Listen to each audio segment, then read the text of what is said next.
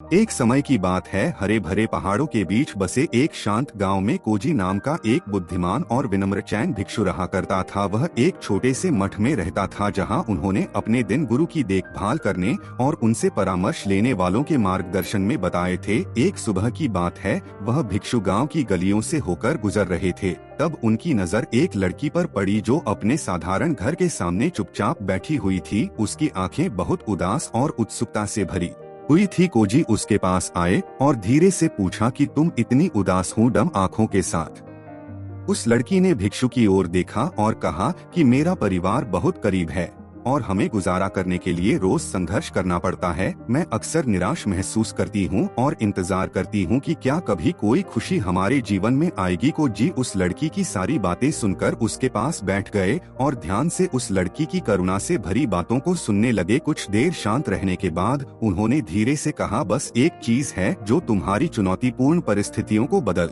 सकती है और वह है कृतज्ञता। मतलब ईश्वर को धन्यवाद देना हर उस चीज के लिए जो आज अभी तुम्हारे पास है। केवल हम उस चीज पर ध्यान केंद्रित करते हैं जिसकी हमारे पास कमी होती है, लेकिन यदि आप इसके विपरीत जो हमारे पास पहले से मौजूद है उसके लिए धन्यवाद और कृतज्ञता प्रदर्शित करना शुरू कर देते हैं, तो आप आने वाले समय के लिए अच्छे अवसरों को आमंत्रित कर रहे होते हैं। कोजी ने मुस्कुराते हुए उस लड़की से कहा, मैं तुम्हें एक कहानी सुनाता हूँ जिससे तुम्हें समझ आएगा कि कृतज्ञता का हमारे जीवन पर क्या प्रभाव पड़ता है और यह करना क्यों जरूरी है। यह बहुत समय पहले की बात है। एक गांव में एक किसान रहा करता था जिसके पास एक बहुत सुंदर घोड़ा था। एक दिन वह घोड़ा किसान के पास से भाग गया और पहाड़ों में गायब हो गया। जब यह बात किसान के पड़ोसी ने सुनी तो वह उसे सांत्वना देने आए और कहने लगे कि तुम्हारी किस्मत कितनी खराब है। लेकिन किसान बस मुस्कुराया और बोला, कोई बात नहीं, ईश्वर का धन्यवाद है। कुछ दिन बाद वही किसान का घोड़ा जंगली घोड़ों के एक समूह को लेकर किसान के अस्तबल में वापस लौट आया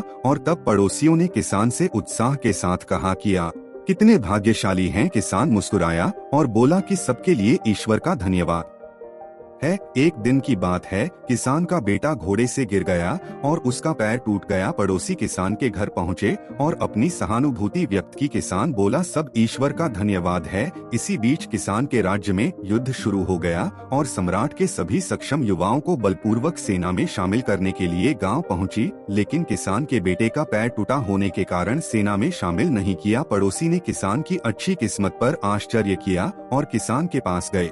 किसान मुस्कुराया और बोला, इसके लिए ईश्वर का धन्यवाद है। इस कहानी को सुनकर उस लड़की की आंखों में समझ की एक चिंगारी चमक उठी थी। उस लड़की ने कोजी की कहानी पर विचार किया और वह समझ गई, जो दुर्भाग्य प्रतीत होता है वह वास्तव में छुपा हुआ एक आशीर्वाद हो सकता है। और ये कहानी जीवन के उतार चढ़ाव को स्वीकार करने के बारे में है। दोस्तों, कृतज्ञता पैदा करने से हमें परिस्थितियों की सतह से परे देखने और जीवन के सहज ज्ञान को अपनाने की अनुमति मिलती है।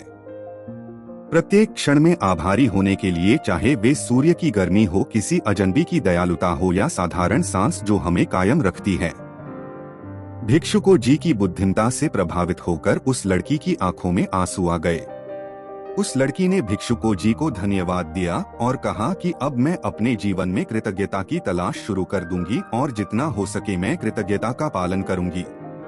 और फिर कुछ समय बाद उसने पाया कि विपरीत परिस्थितियों में भी कृतज्ञता की शक्ति ने उसका मार्ग रोशन कर दिया और उसके हृदय को खुशी और संतुष्टि से भर दिया।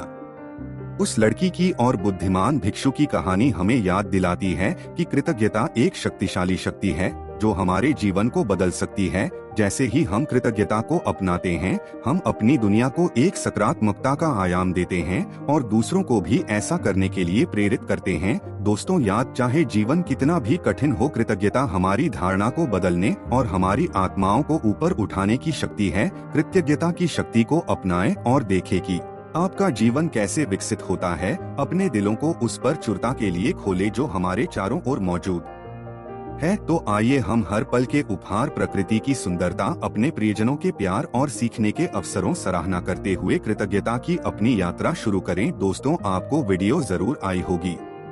प्लीज लाइक और सब्सक्राइब करना मत भूलिएगा। यहाँ तक साथ देने के लिए आपका दिल से धन्यवाद। Thank you guys.